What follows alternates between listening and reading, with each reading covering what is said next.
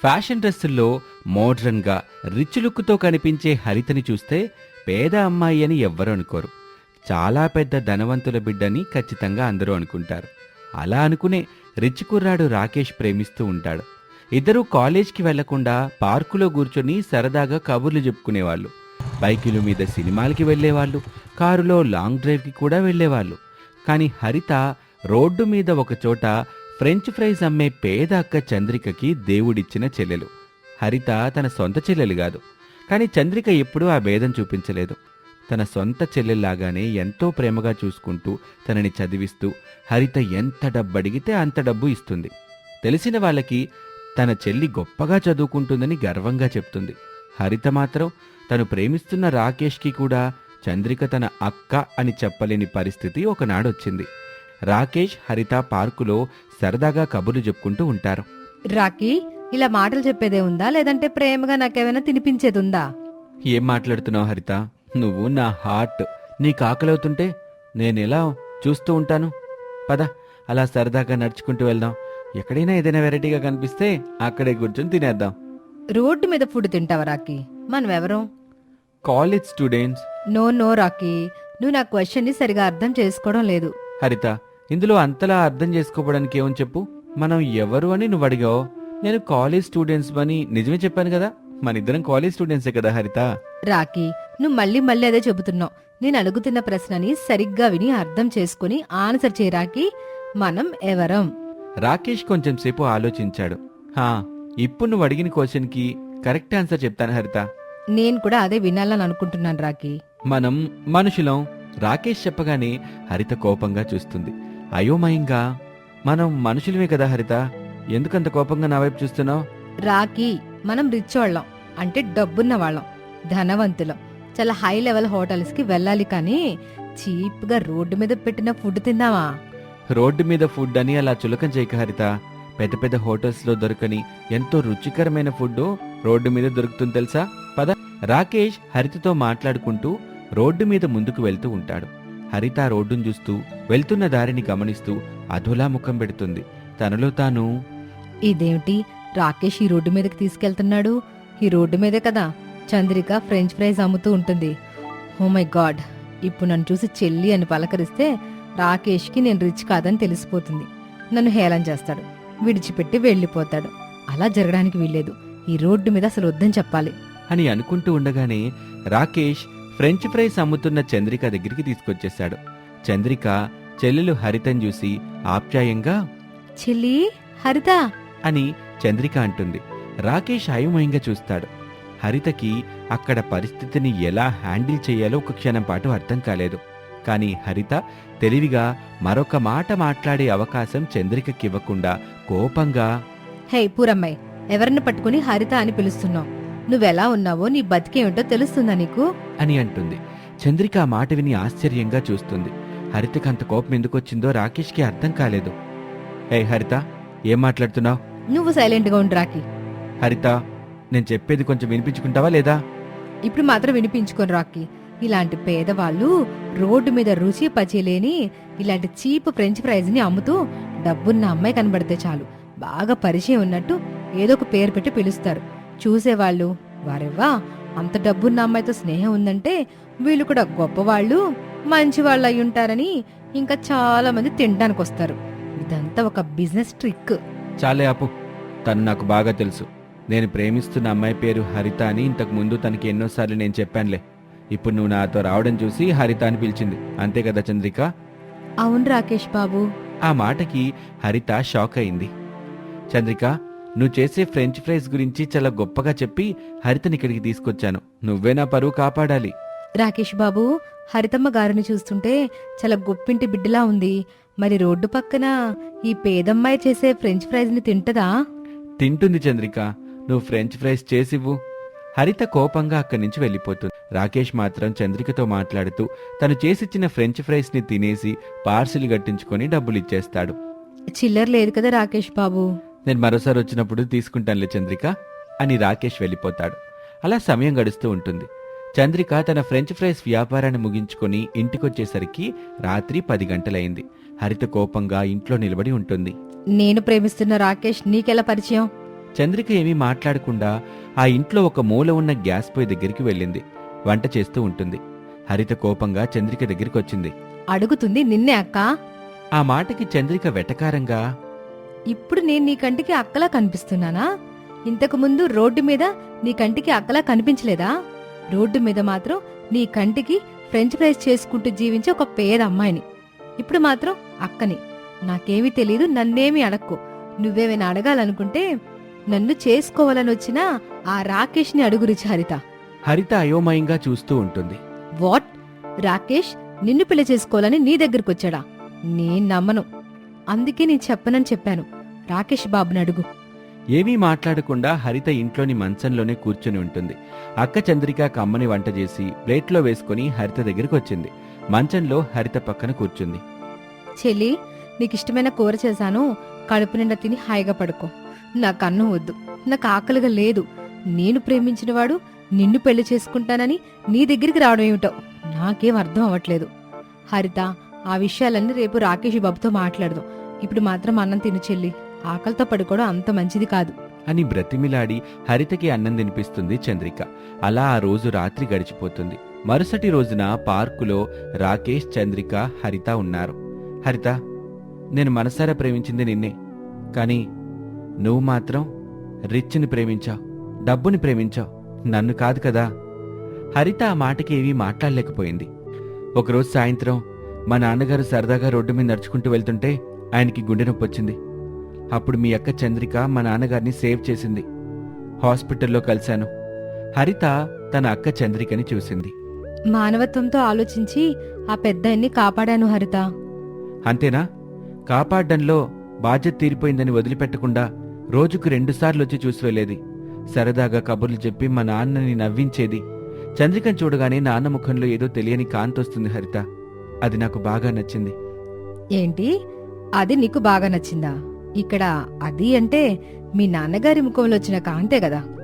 అవును హరిత, అన్ని బంధాలు అనుబంధాలు ఉన్నా ఏమాత్రం సహాయం చేయని వాళ్ళున్న ఈ రోజుల్లో ఏమాత్రం పరిచయం లేని వ్యక్తికి సహాయం చేసే మంచి సుగుణం మీ అక్క చంద్రిక దగ్గరుండటం మా నాన్నగారికి బాగా నచ్చింది.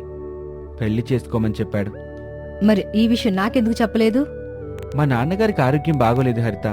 నేను హాస్పిటల్కి వెళ్తున్నాను, నువ్వు వస్తావా అని ఎన్నిసార్లు అడిగాను, కానీ నువ్వు రాలేదు.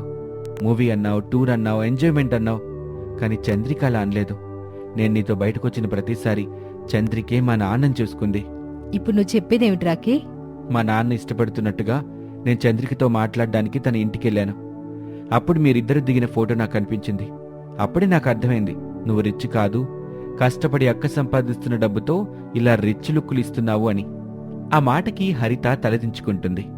చంద్రికకి మా నాన్న కోరిక గురించి చెప్పాను, మన ప్రేమ గురించి చెప్పాను.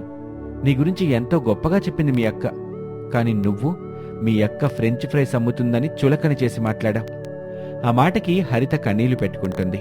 సారీ అక్క, నీ తల్లి ప్రేమని నేను అర్థం చేసుకోలేకపోయాను. మనలో మనకి సారీ ఎందుకు చెల్లి? రాకేష్ బాబుని పెళ్లి చేసుకో. హరిత ఎంతో సంతోషపడింది. ఇక ముగ్గురు కలిసి ఒక రోజున రాకేష్ ఫాదర్ సాంబశివరావు దగ్గరికి వచ్చారు. విషయం చెప్పారు. అతను పెళ్లికి ఒప్పుకున్నాడు. హరిత రాకేష్ల పెళ్లి బాగా ఘనంగా జరిగింది. హనీమూన్కి వెళ్లిపోయారు.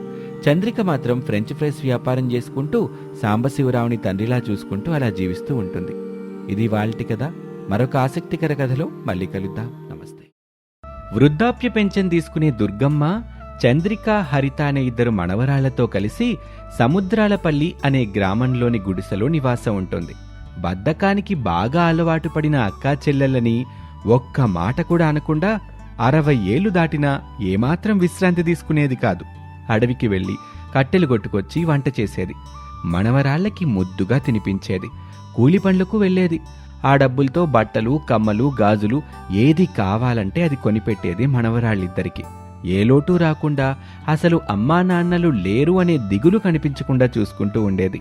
ఓ రోజున ఇద్దరికీ అల్లారు ముద్దుగా అన్నం తినిపిస్తూ దుర్గమ్మ ఇలా అంటుంది. చంద్రిక, హరిత, రేపు కొంచెం తొందరగా లేచి తయారవ్వాలమ్మ తల్లులు. ఎందుకమ్మమ్మా? చెప్పమ్మమ్మా, మేమెందుకు రేపు తొందరగా లేచి తయారవ్వాలి? రేపు మనం గుడికి వెళ్ళాలి కాబట్టి. గుడికా? మేమా? అయ్యో అమ్మమ్మ, మేం లేచేసరికి 10 దాటిపోతుంది కదా. స్నానాలు చేసేసరికి 12 అవుతుంది. గుడికి వెళ్ళేసరికి 1 గంట అవుతుంది. అప్పటికి గుడి మూసేస్తారు కదా అమ్మమ్మ. అందుకేనమ్మా మన పొద్దున్నే లేచి తలంటు పోసుకొని ఇంట్లో దీపం పెట్టుకొని ఆ తర్వాత గుడికెళ్ళి అమ్మవారిని దర్శనం చేసుకొని రావాలి. అంతా బాగానే ఉందమ్మమ్మ. కానీ అమ్మమ్మ, ఇంటికి మనమెందుకు గుడికెళ్లాలో రేపు చెప్పలేదు నువ్వు. రేపు మీ అమ్మా నాన్నల పెళ్లి రోజు తల్లులు. మనం వెళ్ళి వాళ్ళ పేర్ల మీద పూజ చేయించాలి. ఉన్నంతలో వంట చేసుకొని అక్కడ తీసుకెళ్లి పేదోళ్ళకు పెడదాం. సరే అమ్మమ్మ అని ఇద్దరూ కడుపు నిండుగా తింటారు. కాని ఒక్కసారి కూడా ఒక్కరు కూడా అయ్యో అమ్మమ్మ, మొత్తం మాకే తినిపిస్తున్నావు, నువ్వు కూడా తినమ్మమ్మా అనలేకపోయారు. తినాలని ఆకలేస్తున్న దుర్గమ్మ ఆకలిని కట్టడి చేసుకుని తన మనవరాలికి తినిపించింది. అమ్మమ్మ, కడుపు నిండిపోయింది, ఇక మాకు చాలు. ఇక మేం వెళ్ళి చెట్టు కింద మంచం వేసుకొని కాసేపు చెమ్మ చెక్క ఆడుకుంటాం, ఆ తర్వాత పడుకుంటాం. సరేనా రాక్క? సరే చెల్లి అని ఇద్దరూ వెళ్ళిపోతారు. కాని అయ్యో, మా అమ్మమ్మ కూడా తినలేదు, మాకెలా తినిపిస్తుందో, మేం కూడా అలాగే తనకి తినిపిస్తామని ఏమాత్రం ఆలోచించకుండా వాళ్ళ ఆకలి తీరగానే అలా వెళ్ళిపోతూ ఉంటారు. వాళ్ళు తిన్న తర్వాత మిగిలితే తను తినేది, లేకుంటే నీళ్లు తాగేది. అలాగని కూలి పనికి వెళ్లకుండా ఉండేది కాదు, పనికి వెళ్లేది. వయసు మీదున్న వాళ్లతో పోటీ పడి పనులు చేసేది. డబ్బులు కూడా అలాగే తీసుకునేది. చంద్రిక, హరిత ఒక చెట్టు కింద మంచంలో కూర్చొని సరదాగా కబుర్లు చెప్పుకుంటూ నవ్వుకుంటూ ఉండగా సురేఖ అనే ఇల్లాలు బుట్టబట్టుకుని వాళ్ళ దగ్గరికి వచ్చింది. చంద్రిక, హరిత ఇద్దరట కూర్చొని కబుర్లు చెప్పుకుంటూ ఉండకపోతే నాతో పాటు పనికి రావచ్చు కదా. పనికా మేమెందుకు వస్తాం సురేఖ? మాకు మా అమ్మమ్మ ఉంది కదా, మా పని కూడా మా అమ్మమ్మే చేస్తుంది కదా, ఇక మేమెందుకు పనికొస్తాం? రాము, ఈరోజు మీ అమ్మమ్మ ఉంది గనక ఆవిడ పని చేసి మిమ్మల్ని సాదుకుంటుంది. మరి ఇప్పుడు ఆవిడ చచ్చిపోతే అప్పుడు మీరెట్ట బతుకుతారు చెప్పండి అని సురేఖ అడగ్గానే అక్కా చెల్లెళ్ళు గట్టిగా ఏడుస్తూ అమ్మమ్మ అమ్మమ్మ అని పిలుస్తూ ఉంటారు. ఇంట్లో ఉన్న దుర్గమ్మ ఆ ఏడుపు పిలుపులు విని పరుగున వాళ్ళ వాళ్ళ దగ్గరున్న సురేఖని చూస్తుంది. ఏడుస్తూనే చంద్రిక, అమ్మమ్మ అమ్మమ్మ, రేపు నువ్వు చనిపోతున్నావా? చెప్పమ్మమ్మ, రేపు నువ్వు ఖచ్చితంగా చనిపోతున్నావా అని అడుగుతారు. దుర్గమ్మకేమీ అర్థం కాక అయోమయంగా చూస్తూ ఉంటుంది. నేను రేపు చనిపోవడం ఏంటే? ఎవరు చెప్పారు మీకు? ఇదిగో ఈ సురేఖ. ఏం జరిగింది సురేఖ? పెద్దమ్మా, నన్ను తప్పుగా అర్థం చేసుకోకు. నీకు వయసు రోజు రోజుకి పెరుగుతుంది తప్ప తగ్గట్లేదు. ఈ రోజు కాకపోయినా రేపు, రేపు కాకపోతే ఏదో ఒకనాడు కన్ను మోస్తాం. అప్పుడు ఈ బద్దక పక్క చెల్లెల జీవనం ఏంటి, అసలు పరిస్థితి ఏంటి, ఎట్ట బతుకుతారు? అందుకే నేను అట్ట అన్న. తప్పుగా మాట్లాడితే మన్నించండి. మీరున్నప్పుడే వాళ్ళకన్నీ తెలియాలి కదా పెద్దమ్మా అని సురేఖ అక్కడి నుంచి వెళ్ళిపోతుంది. దుర్గమ్మ ఆలోచనలో పడింది.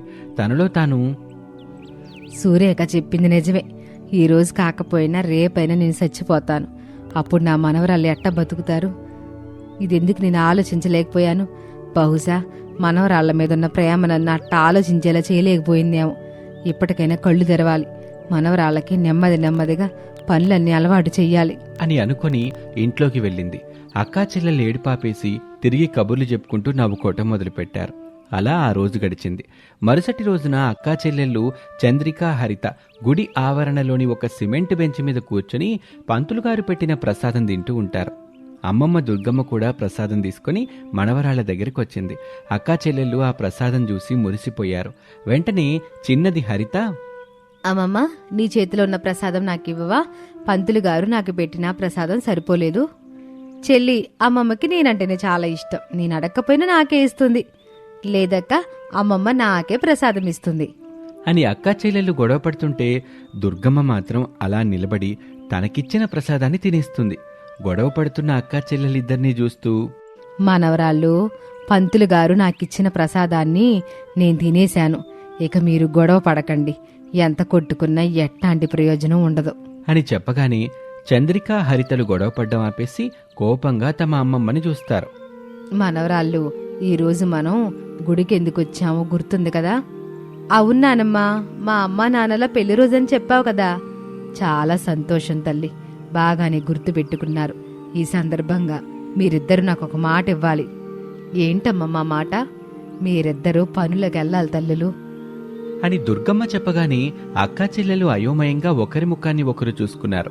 చంద్రిక తడబడుతూ, అమ్మమ్మ, మేమేం పనులకు పోవాలా? వామ్మో అమ్మమ్మ, మేం పనులకు పోవడం ఏంటి? మా వల్ల కాదు. అలా అంటే ఎలా తల్లులు?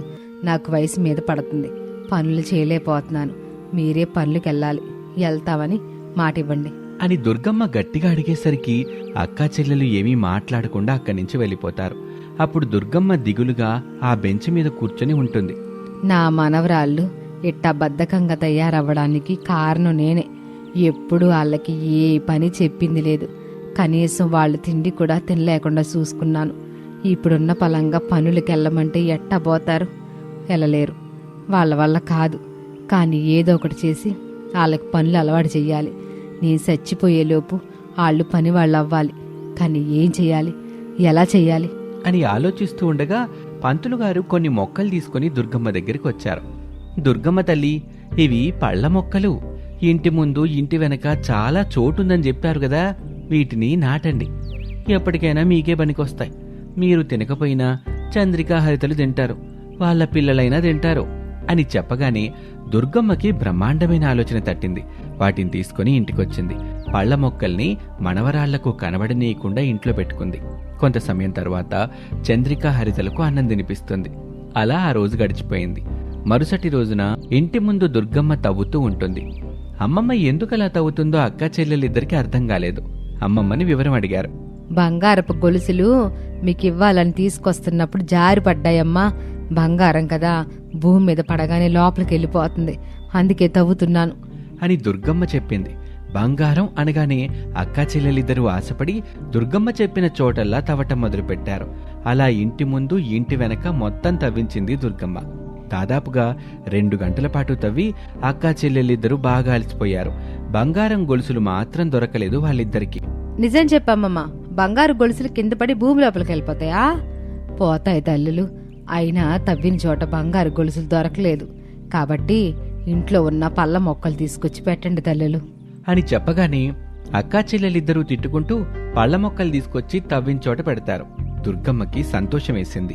మొక్కలు పెట్టి నీళ్లు పోయకుండా ఉంటే బాగుండదమ్మా. నీళ్లు పోయండి. నీళ్లు పోయకపోతే ఏమవుతుందమ్మమ్మా? నువ్వు అన్నం తినకపోతే ఏమవుతుంది తల్లి? వామో, అన్నం తినకుండా ఉంటే చనిపోతాను కదమ్మమ్మా. మరి మొక్కలు కూడా అంతేనమ్మా. వాటికి నీళ్లు లేకపోతే అవి కూడా చచ్చిపోతాయి. అంటే రోజు మాకు అన్నం తినిపిస్తున్నట్టుగా వీటికి మేము నీళ్లు పోయాలి, అంతేనా? అంతే తల్లి. రోజు మర్చిపోకుండా ఉదయము సాయంత్రము నీళ్లు పోయాలి. అప్పుడే మొక్కలు పెరుగుతాయి, పళ్ళనిస్తాయి, తినొచ్చు, అమ్ముకోవచ్చు, ఇద్దరు కలిసి డబ్బులు సంపాదించుకోవచ్చు, దాచిపెట్టుకోవచ్చు అని వివరంగా చెప్తుంది. అక్కా చెల్లెలిద్దరూ ఒప్పుకుంటారు. ఇక ప్రతిరోజు ఉదయం సాయంత్రం నీళ్లు పోస్తూ ఉంటారు. అలా రోజులు గడుస్తూ ఉంటాయి. మొక్కలకు నీళ్లు పోయటం అనేది చంద్రికా హరితలకి బాగా అలవాటుగా మారింది. రోజు ఉదయం సాయంత్రం మొక్కలకి నీళ్లు పోస్తూ ఉంటారు. అలా రోజులు గడుస్తూ ఉంటాయి. దానిమ్మ చెట్టుకి పళ్ళు కాస్తాయి, బొప్పాయి చెట్టుకి పళ్ళు కాస్తాయి. వాటిని తింటూ భలే ఉన్నాయంటూ మురిసిపోతూ ఉంటారు చంద్రిక, హరిత. ఇక దుర్గమ్మకి వయసు మీద పడింది. పనులు సరిగ్గా చేయలేక మంచంలో పడుకునే ఉంటుంది. అక్కా చెల్లెలిద్దరూ దుర్గమ్మని అలా చూసి బాధపడుతూ ఉంటారు. మానవరాళ్ళు, ఎంతకాలం నేను బాగున్నాను, మిమ్మల్ని చూసుకున్నాను. ఇప్పుడు నా వయసు అడ్డుపడుతుంది. ఇక నుంచి నన్ను చూసుకునే బాధ్యత మీదే. అన్నం పెట్టి నన్ను కాపాడుకుంటారో పెట్టకుండా చంపుకుంటారు, ఇక మీ ఇష్టం. అయ్యో అమ్మమ్మ, ఎందుకలా మాట్లాడుతావు? మేము నిన్ను కాపాడుకుంటాం, కానీ ఎలా అన్నది అర్థం కావట్లేదమ్మమ్మ. అవునమ్మమ్మ, నువ్వు మా కోసం చేసింది మొత్తం ఇప్పుడు అర్థమవుతుంది. చంద్రిక, నువ్వు ఒక దిక్కుకెళ్ళి దానిమ్మ పళ్ళ నమ్ముకురా. హరిత, నువ్వు కూడా ఇంకో దిక్కుకెళ్ళి పళ్ళ నమ్ముకురా. ఆ డబ్బులతో వంట సరుకులు తెచ్చుకొని వంట చేసుకుని మీరు తినండి, నాకు పెట్టండి అని చెప్తుంది దుర్గమ్మ. అక్కా చెల్లెలిద్దరూ అందుకు ఒప్పుకుంటారు. మొదటి 2 రోజులు పళ్ళమ్మటం ఇబ్బందిగా అనిపించినా ఆ తర్వాత రోజు నుంచి అలవాటు చేసుకున్నారు వాళ్ళిద్దరూ. తమ అమ్మమ్మ కోసం పళ్ళమ్ముతూ వచ్చిన డబ్బులతో చాలా బాగా ప్రేమగా చూసుకుంటూ ఉంటారు దుర్గమ్మని. ఇది వాళ్ళటి కథ. మరొక ఆసక్తికర కథలో మళ్ళీ కలుద్దాం. అంతవరకు సెలవు. నమస్తే.